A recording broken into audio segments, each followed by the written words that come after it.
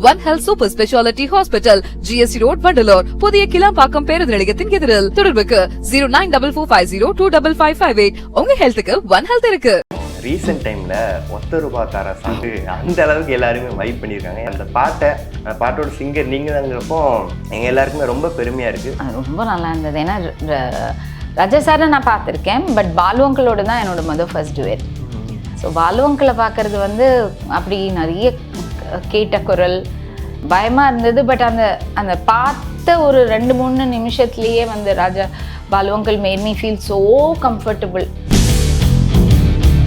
இளையராஜா சாரை பற்றி சொல்கிறப்போ அவரோட சாங்ஸ்க்கு இப்போ ரீசெண்டாகவே காப்பிரைட் இஷ்யூங்கிற மாதிரி போயிட்டு இருக்கு. அவரோட இசையில் இருக்கிற அந்த ஈர்ப்பு, அந்த பிரமை, அந்த ஆசை, அந்த காதல், அவரோட பாட்டு பாடாமல் எப்படி இசை முழுமை ஆக முடியும்? ஒரு இசை நிகழ்ச்சி எப்படி அவரோட பாட்டு இல்லாமல்? அதே மாதிரி தான் வந்து அந்த ஒரு படத்தோடு பண்ண அந்த பழைய பாட்டு அப்படின்ன உடனே எனக்கு பிடிச்சது தானே நான் கொண்டு வருவேன். அதுதான் அந்த மாதிரி பண்ண வைக்கிறதுன்னு தான் எனக்கு தோணுது. ஒத்தரு வாய்ந்தாரே ஒரு உனப்பு தட்டுந்தாரே, ஒத்துக்கிட்டு வாடி நம்ம ஓட பக்கம் போவோம். ஒத்தருவாய் வேணா ஒரு உனப்பு தட்டும் வேணா, ஒத்துக்கிற மாட்டே நீ ஒத்துங்கில மாமாய்.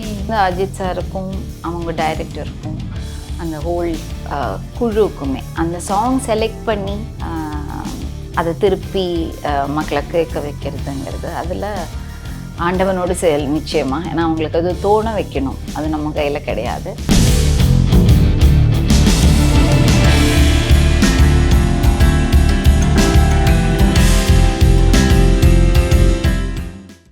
ஆகாயம் தமிழ் நேயர்கள் எல்லாருக்கும் அன்பு வணக்கம். இன்னைக்கு நம்ம கூட ஒரு பிரமாதமான சிங்கர் தேவி நெய்த்தியர் மேம் தான் இணைஞ்சிருக்காங்க.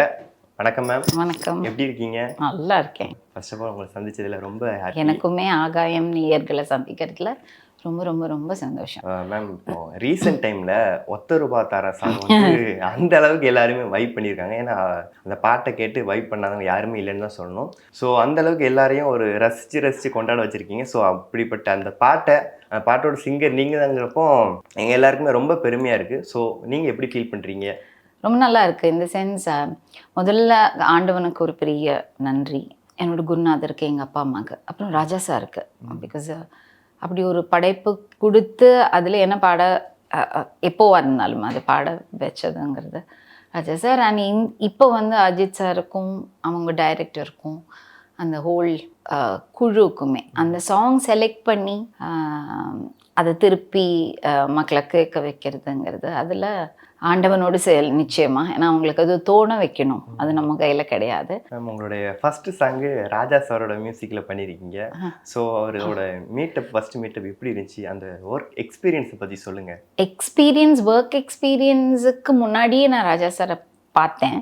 பிகாஸ் நான் வந்து ஸ்கூலில் படிக்கும்போது ராஜா சாரோட குரு டாக்டர் டிவி கோபாலகிருஷ்ணன் அப்படின்னு அவர் அப்பா கூப்பிடுவேன்னா. ஸோ அவர் வீட்டில் குருகுலம் மாதிரி தங்கி கற்றுக்கிறதுக்காக நான் சென்னையில் வந்தேன். கேரளாலேருந்து ஒரு சின்ன ஒரு கிராமம். ஸோ அங்கே வந்து ஸ்கூல்லலாம் பாடி நிறைய காம்படிஷன்ஸ், ஆல் இண்டியா லெவல்லலாம் காம்படிஷன்ஸ் வந்தவோ எங்கள் அம்மா அப்பா took that very bold decision. சின்னதாக இருந்தாலும், ஏன்னா இந்த இடத்துல இருந்தால் அவளுக்கு அந்த ஒரு ஃப்யூச்சர் கிடையாது அப்படிங்கிறதுனால சென்னைக்கு கூட்டிகிட்டு வந்து பீலீலா அப்படின்னு ஒரு பெரிய ஒரு பாடகி இருந்தாங்க. She is one of the greatest singers. Janaki அம்மாவை அவங்களுக்கு தெரியாத நான் லீலம்மா தெரியும் அப்படின்ட்டு. ஸோ ஜானகி அம்மாவோட அது அப்புறம் பேசுவோம், பட் ரொம்ப க்ளோஸாக இருந்தேன் நான். ஸோ ஜானகி அம்மா வந்து எப்பவும் சொல்லுவாங்க, இந்த மாதிரி பீலீலா பாட்டு கீழே அவ்வளோ ஓப்பன் வாய்ஸில் ரொம்ப அழகாக பாடுவாங்க, ஆனாலும் கண்ட்ரோல் இருக்கும். ஸோ அவங்க வந்து என்னோட ஊர் பக்கத்துலேயே தான், அவங்க கேரளாவில் தான் அவங்களுமே. ஸோ அவங்க வந்து ஒரு 2-3 இடத்துல என்னை பாட கேட்டு, நீ சென்னைக்கு வரும்போது நிச்சயமா வா அப்படின்னு. ஸோ அதெல்லாம் கடவுள் செயல். அங்கே கூட்டிகிட்டு போய் எங்கள் அம்மா எங்கள் மாமா, மை மதர்ஸ் பிரதர், அவருக்கு பாட்டுனா உயிர். ஸோ பெரிய எனக்கு ஒரு மோட்டிவேஷன் அண்ட் ப்ராக்டிஸ் பண்ணுறது, ஒரு நல்ல ஒரு நாட் கிடைக்கிறது என்ன. பிகாஸ் அவர் வந்து நிறைய பாட்டு கேட்பார். ஸோ எங்களோட ஃபேமிலியில் வந்து பாட்டை பற்றி ரொம்ப தெரிஞ்சவர் அப்படின்னாக்க என்னோட மாமா தான். ஸோ அவர் வந்து இது நல்லா இருந்தது அப்படின்னு சொல்லுறது வந்து ரொம்ப சீக்கிரத்தில் வராது அது. ஆனால் வந்தால் எனக்கு ரொம்ப சந்தோஷம். ஆஸ் எ ஸ்மால் சைல்டு எங்களுக்குள்ளேயே ஒரு ஜட்ஜ் அப்படின்னு வச்சுக்கலாம். ஸோ அந்த மாதிரி. ஸோ அவரும் எங்கள் அம்மாவும் தான் வந்து லீலா அம்மாவை கூட்டிகிட்டு போய் லீலம்மா தான் வந்து அப்பாட்ட டிவிஜி சார்ட்டு என்னை வந்து கொண்டு போய் சேர்த்தது லீலம்மா தான். ஸோ அந்த டைமில் நான் அப்பாட்ட கற்றுக்கிறதுக்கு வரும்போதே வந்து ராஜா சார் ஆல்ரெடி அப்பாட்ட கற்றுக்கிறதுக்கு வர தொடங்கியாச்சு. ஸோ காலங்காத்தால் அது ரொம்ப அழகான ஒரு ரிலேஷன்ஷிப். அது ராஜா சாரே நிறைய இடத்துல அதை சொல்லியிருப்பாரு. ராஜா சார் அவங்ககிட்ட தான் ஃபஸ்ட்டு கற்றுக்கிட்டாங்களா? எப்பவுமே ஓகே. ராஜா சார் வந்து டிவிஜி சார்கிட்ட தான் அவரோட குரு. எல்லாத்துலேயுமே அவர் இன்னும் அந்த ஒரு அவ்வளோ பெரிய ஒரு ஆனதுக்கு அப்புறம் கூட இன்னும் அந்த ஒரு ரிலேஷன்ஷிப் ஒரு அப்படி கொள்ள ஆசை 2 பேருக்கு ஒருத்தருக்கு அந்த மாதிரி ரொம்ப அழகாக இருக்கும் அது பார்க்குறதுக்கு. ஸோ அப்பாட்ட வந்து டெய்லி கிளாஸுக்கு வருவார். எந்த அளவுக்கு ஒரு டிசிப்ளின்னு பார்த்துக்கோங்க நீங்கள். அவர் ஆக்சுவலி அப்படி எல்லாரும் ராஜா சாரை பற்றி பேசுகிற ஒரு தருணம் அப்படி இருக்கச்சு நார்மலாக எல்லாரும் நான் இவ்வளோ கற்றுனேன் அப்படி தான் ஒரு ஆளுக்கு ஆக்சுவலி இருக்கும். ஆனால் ராஜா சாருக்கு அது இருக்கல இன்னும். You know I think that is a greatness. அவர் ஏதேதோ பெஞ்ச் மார்க் அப்படி தாண்டி போயிட்டே இருக்கார். அவர் தனியாக ஒரு செட் வச்சு இதுக்கப்புறம் உலகம் என்ன சொல்கிறதோ இல்லையோ அந்த மாதிரி ஒரு பெஞ்ச் மார்க். பிகாஸ் அது தனக்கு நான் என்ன பண்ணி இன்னும் பெட்டரானும் அப்படிங்கிற மாதிரி. எனக்குலாம் வந்த டைமில் வந்து அப்படி பட்டி தட்டி உங்களுக்கு நம்மளுக்கு சொல்லவே வேண்டியதில்லை. ஃபுல் எல்லாரும் வந்து இப்படி ஒரு ஆளா அப்படின்னு பார்க்க வியந்து உலகமே பார்த்துட்டு இருக்கிற ஒரு டைமில் வந்து it was the most easiest. அவருக்கு வந்து எனக்கு இனிமே நான் என்ன கற்றுக்கிறது, நான் போய் கற்றுக்கிறதா அப்படின்னு ஒரு ஈகோ வர்றதுக்கெல்லாம் அவ்வளோ ஒரு நிறைய சான்சஸ் அதுக்கு தான் இருக்கும். But he chose to learn more. Indian classical மியூசிக்கை பற்றி தெரியறதுக்காக குருஜிகிட்ட வந்து கற்றுன்னு இருக்கிற டைம். ஸோ நான் வரும்போது ராஜா சார் ஆல்ரெடி வந்தாச்சு.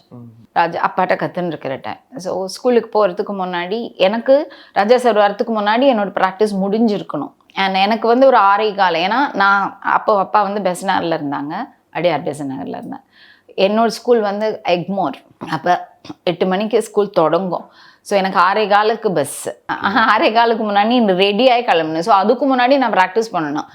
ஸோ 4 to 5 அந்த டைமில் தான் வந்து எனக்கு ப்ராக்டிஸ். ராஜா சார் அங்கேருந்து கார் வந்து சத்தம் கேட்டோன்னா நான் வந்து கீழே மேலே ஒரு ரூமில் தான் கிளாஸ் எடுப்பார். அங்கே நான் ப்ராக்டிஸ் நடந்துருக்கும். ராஜா சார் வந்தோன்னே நான் போய் ட்ரெஸ் பண்ணேன், ஸ்கூலுக்கு போவேன். So this use to be ஒரு ரெகுலராக இது நடந்திருந்தது. ஸோ ராஜா சாரை பார்க்கறதுக்கும் பரிச்சயமாகிறதுக்கு அந்த ஒரு வாய்ப்பு நிச்சயமாக இருந்தது. அந்த மொமெண்ட் மறக்க முடியாதா இருந்துச்சு இல்லை? ஆஃப்கோர்ஸ். ஏன்னா அந்த மூமெண்ட் ஆஃப்கோர்ஸ். அண்ட் டெய்லி பார்க்கறது வந்து அது இப்படி பேச அப்படி ஒன்றும் இருக்காது. ஏன்னா எனக்கு பயம், அப்பாவே பயம், ராஜா சார் பயம். குடுக்குடு நான் அப்படி கீழே இறங்கி வருவேன், மேலே போவேன், நமஸ்காரம் அது மாத்திரம் தான் சொல்லுவேன். ஸோ அப்படி அதுக்கப்புறம் ரொம்ப நாளைக்கு அப்புறம் தான் வந்து ராஜா சாரோட பாட்டுக்கு ரெக்கார்டிங்க்கு கூப்பிட்டது. அதுக்கு மச் லேட்டர் தான். அந்த ஃபர்ஸ்ட் சாங் பாடினப்போ உங்களுக்கு அந்த மொமெண்ட் எப்படி இருந்துச்சு மேடம்? அது ரொம்ப நல்லா இருந்தது. ஏன்னா ராஜா சாரை நான் பார்த்துருக்கேன், பட் பாலுவங்களோட தான் என்னோட ஃபர்ஸ்ட் டுவேட். ஸோ பாலுவங்களை பார்க்கறது வந்து அப்படி நிறைய கேட்ட குரல் பயமாக இருந்தது. பட் அந்த பார்த்த ஒரு 2-3 நிமிஷத்துலேயே வந்து ராஜா பாலுவங்கள் made me feel so comfortable. அது ஒன்றும் பரவாயில்ல, அந்த ஒரு பயமே இல்லாத அப்படி அரவணைச்சு கூட சேர்ந்து தான் பாடினோம் அந்த பாட்டு. கல்யாண சேலை எனதாகும் நாளை நீயாக மேடை ஏற்றி போடும் பூமாலை பாடாத ராகம் கேட்டு கொண்டேன் உறவு அந்த மாதிரி வரும் அந்த பாட்டு. மேம் இளையராஜா சாரை பற்றி சொல்கிறப்போ சொல்ல வேணா என்ன ஒரு மியூசிக்கல் லெஜெண்டு என்ன வேணால் சொல்லலாம். அப்படி இருக்கிறப்போ அவரோட சாங்ஸ்க்கு இப்போ ரீசெண்டாகவே காப்பிரைட் இஷ்யூங்கிற மாதிரி போயிட்டு இருக்கு. அதை பற்றி நீங்கள் என்ன நினைக்கிங்க? நான் ஒன்றும் நினைக்கல. ஏன்னா ஐம் ஷூர் அவருக்கு ஒரு ஜஸ்டிஃபிகேஷன் இருக்கலாம். பட் எனக்கு என்ன தோன்றதுன்னா என்ன ஜஸ்டிஃபிகேஷன் இருந்தாலும் அவர் என்ன சொன்னாலும் அது தகும். He has every right to say whatever that he wants to. But எனக்கு என்ன தோன்றதுன்னா அவரோட இசையில் இருக்கிற அந்த ஈர்ப்பு, அந்த பிரமை, அந்த ஆசை, அந்த காதல், அது இப்போ நியூ ஜென் டைரக்டர்ஸ் ஆகட்டும், இல்லை குரூப்ஸாக இருக்கட்டும், மூவி பண்ணுறதா இருக்கட்டும், யாராக இருந்தாலுமே அவரோட பாட்டு பாடாமல் எப்படி இசை முழுமை ஆக முடியும்? ஒரு இசை நிகழ்ச்சி எப்படி அவரோட பாட்டு இல்லாமல், அட்லீஸ்ட் தமிழ்னு வரும்போது சொல்கிறேன் நான். பாக்கி லாங்குவேஜஸ் எல்லாம் நான் சொல்லலை. பட் தமிழ் அப்படின்னு சொல்லும்போது அவர் இல்லாமல் அது பூர்ணமே ஆகாதே. அதே மாதிரி தான் வந்து அந்த ஒரு படத்தோடு பண்ண அந்த பழைய பாட்டு அப்படின்ன உடனே எனக்கு பிடிச்சது தானே நான் கொண்டு வருவேன் இல்லையா? ஸோ அதில் வந்து எனக்கு தோன்றது இவங்களுக்கு எல்லாருக்குமே யார் யார் அது பண்ணுறாங்களோ அவங்களுக்கு ராஜா சார் மேலே இருக்கிற, ராஜா சாரோட இசை மேலே இருக்கிற அந்த காதல், அந்த யூனோ அந்த பற்று, ஈர்ப்பு, என்ன வேணால் சொல்லலாம், அந்த அதுதான் அந்த மாதிரி பண்ண வைக்கிறதுன்னு தான் எனக்கு தோணுது. அந்த ஆசை அது எல்லாருக்குமே இருக்குது, அந்த அவங்களுக்கு இல்லை, கேட்குறவங்களுக்கு. இப்போ அது எல்லாரும் ஒரு பாட்டு இருக்குது, அது வைபாருது அப்படின்னாக்கா அது வந்து திருப்பி it only shows everybody's love for Raja sir's music இல்லையா? ராஜா சார் கூட ஒர்க் பண்ணதுல உங்களுக்கு பர்டிகுலர் இந்த சாங் பிடிக்கணும்னு இருக்குல்ல?